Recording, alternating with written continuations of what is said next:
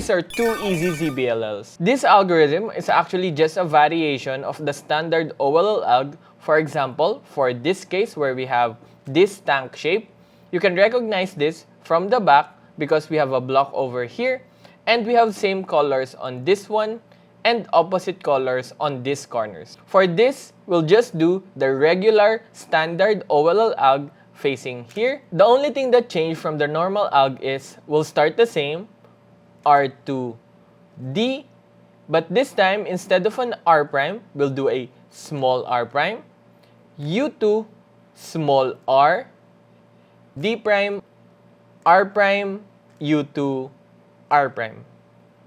For its mirror, it's exactly the same thing. If the standard alg is just R2 D prime, R U2 R prime D, R U2 R, we can do this ZBLL by just changing the two middle R moves into wide moves or small R's. So we'll do R2 D prime, but this time wide R, U2 wide R prime, D R U2 R. A little bit faster, it looks like. Subscribe and follow for more cubing tips because